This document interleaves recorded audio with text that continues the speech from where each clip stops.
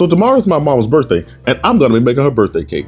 It's gonna be a moist and delicious 3-layer red velvet cake. First, I'm gonna go ahead and grab our flour. Then I'm gonna go ahead and add our cornstarch. Got a little bit of baking soda. Gonna add our baking powder. And last but not least, just a bit of salt. I almost forgot the cocoa powder. Gonna give it a quick whisk. Ooh. Now we're gonna set this aside. Sloop. I'm gonna grab me a bigger bowl. I'm gonna add a stick of butter. Add some oil. This is vegetable oil, but you can use whatever neutral oil you like. Now let's add some sugar. Blend everything until smooth. Done. I have 6 eggs. I'm gonna add them in one at a time.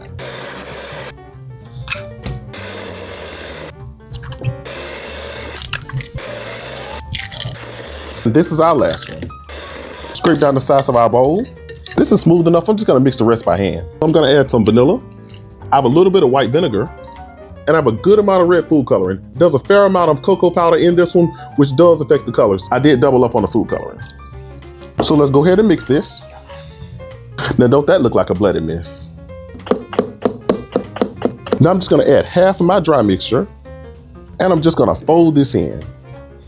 The trick with this cake is we do not want to overmix it. I have some buttermilk that I'm gonna go ahead and add. Now I'm just gonna beat in the buttermilk.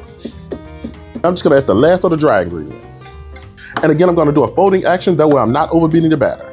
I'm gonna go ahead and weigh the batter. This way I can see how much batter should go in each pan more evenly. I have 3 lined 9-inch baking pans.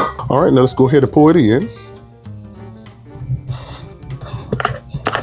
Now let's go ahead and bake these on 325 until a toothpick comes out clean. While the cakes are baking, let's make the frosting. I'm gonna grab my large bowl, and to the bowl, I'm gonna add 2 sticks of butter. I have 2 packets of softened cream cheese. This is about a tablespoon of lemon juice. And we're gonna add a tablespoon of vanilla. Now I'm gonna add enough powdered sugar until I get to the consistency that I want. Of course, it's usually around 5 cups of sugar, but you can make it to the consistency that you like. Now let's go ahead and blend this until smooth. You want a buttercream that holds its shape. I'm gonna take one of my cakes and I'm gonna place it down on my plate. Then I'm gonna go ahead and start adding my buttercream to the first layer. This is the problem with not having a lazy Susan, but we make do. I'm gonna add on my second layer. Now to this layer, I'm gonna go ahead and add a simple syrup.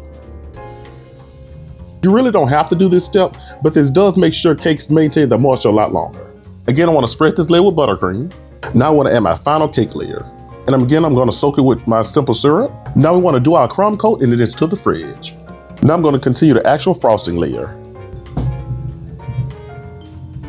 All right, I colored some buttercream. I went ahead and finished the design, and this is the finished product. I also added some edible glitter that we can get some kind of sheen to it. Hope she likes it. Well, this cake turned out well. It's simply delicious.